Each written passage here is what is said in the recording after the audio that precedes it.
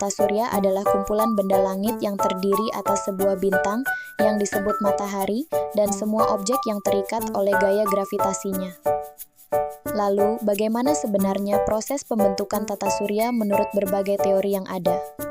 Mari kita telusuri lebih lanjut teori-teori yang menjelaskan asal-usul tata surya. Salah satu teori utama adalah teori nebula surya. Menurut teori ini, tata surya terbentuk dari awan gas dan debu yang disebut nebula surya. Nebula tersebut mengalami kontraksi gravitasi, membentuk piringan datar. Dari piringan ini, matahari dan planet-planet terbentuk.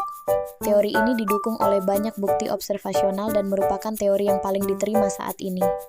Teori lainnya adalah teori penangkapan atau capture theory. Menurut teori ini, planet-planet dalam tata surya terbentuk di luar tata surya dan kemudian ditangkap oleh gravitasi matahari. Awalnya, planet-planet ini merupakan benda-benda bebas yang tertarik oleh gravitasi matahari.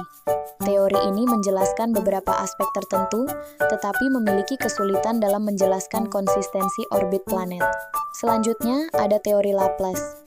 Teori ini menyatakan bahwa tata surya terbentuk dari awan gas dan debu yang berputar dan memadat di bawah pengaruh gravitasi. Proses ini membentuk piringan datar yang menjadi tempat lahirnya planet-planet dan matahari. Meskipun mirip dengan teori nebula surya, teori ini memberikan penekanan pada proses pemadatan dan rotasi. Terakhir, ada teori Jeans. Menurut teori ini, planet-planet dan matahari terbentuk melalui interaksi dengan bintang-bintang lain. Bintang-bintang masif dapat menciptakan gaya tarik yang memecah bagian dari matahari, membentuk protoplanet. Meskipun menawarkan perspektif menarik, teori ini menemui tantangan karena beberapa masalah, termasuk masalah momentum sudut yang sulit dijelaskan. Selanjutnya yaitu anggota tata surya.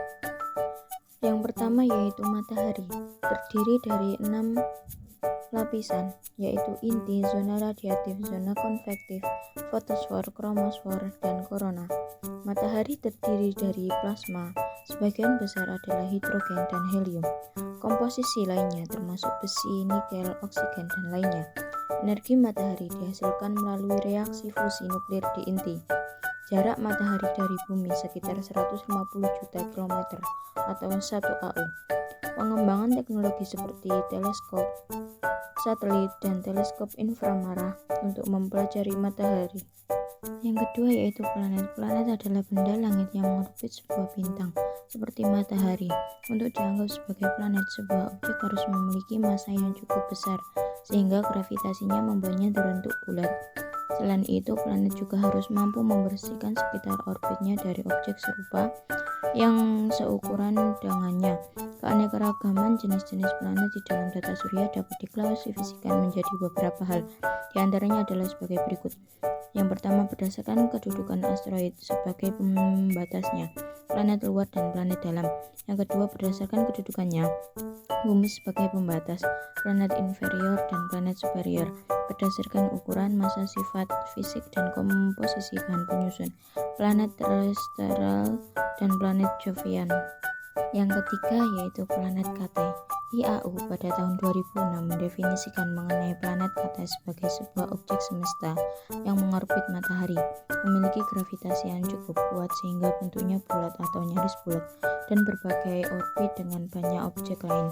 Di tata surya kita terdapat 5 planet KT yang telah ditemukan dan dipelajari oleh para astronom, yaitu Ceres, Pluto, Eris, Haumea, dan Makemake. Setelah membahas planet dan planet kerdil dalam tata surya, sekarang mari kita lihat lebih dekat tentang satelit-satelit yang mengorbit planet-planet tersebut. Satelit alami terbentuk secara alami dan mengorbit planet atau benda langit lainnya. Contoh-contoh terkenal termasuk bulan yang mengorbit bumi, Ganymede yang mengorbit Jupiter, dan Titan yang mengorbit Saturnus.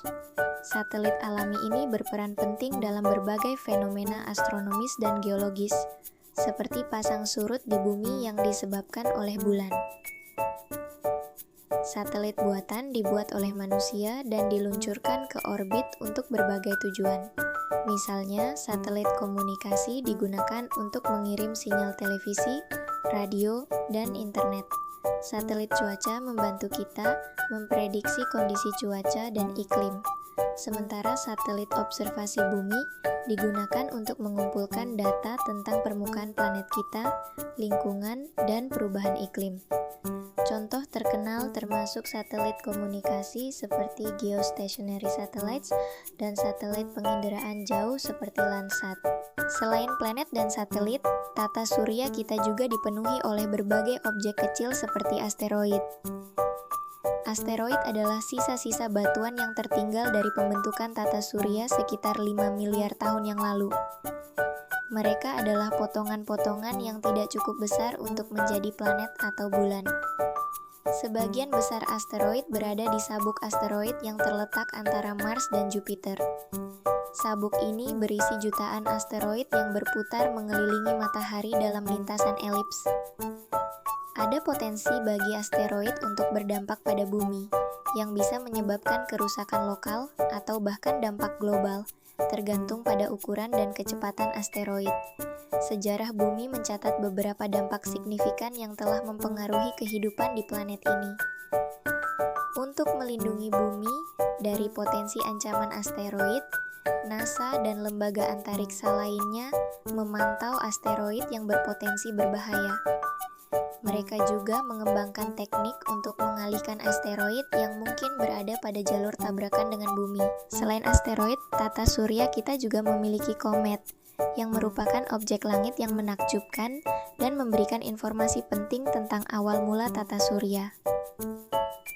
Komet adalah sisa-sisa beku dari pembentukan tata surya, terdiri dari campuran debu, batu, dan es. Mereka mengandung bahan-bahan primordial yang memberikan wawasan tentang kondisi awal di tata surya. Komet berukuran bervariasi, dari beberapa mil hingga puluhan mil lebar.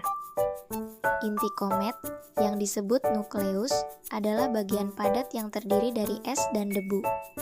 Ketika komet mendekati matahari, panasnya menyebabkan es di nukleus menguap, menciptakan atmosfer kabur yang disebut koma.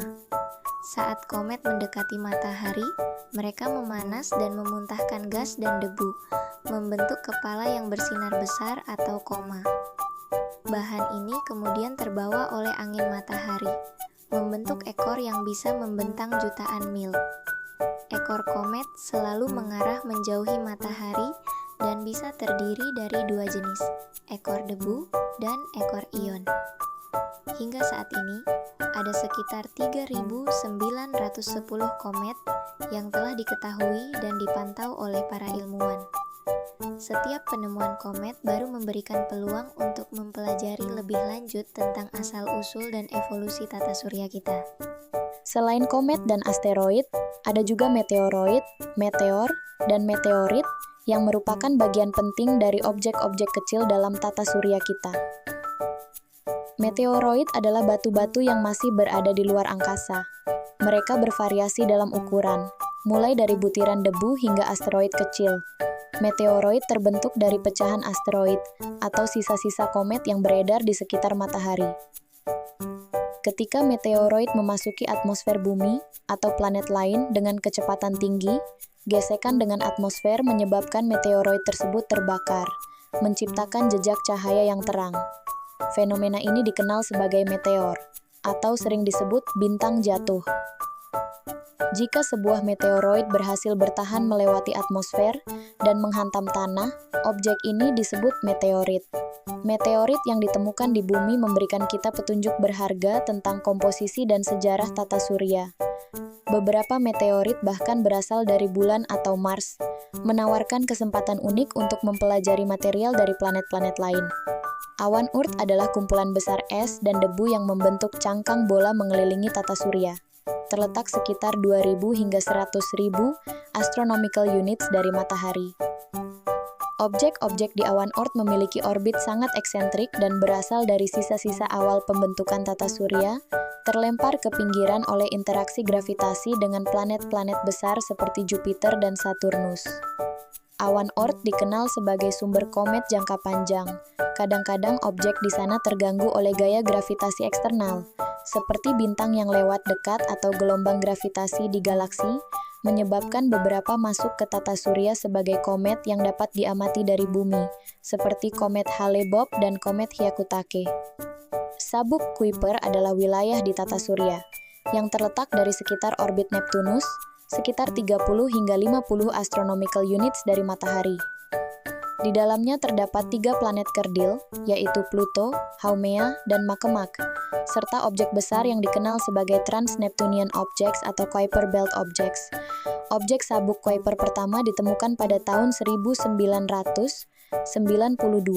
dan orbitnya, komposisi esnya, serta ukurannya yang kecil menyebabkan Pluto, yang sebelumnya dianggap sebagai planet, memenuhi syarat sebagai objek sabuk Kuiper raksasa.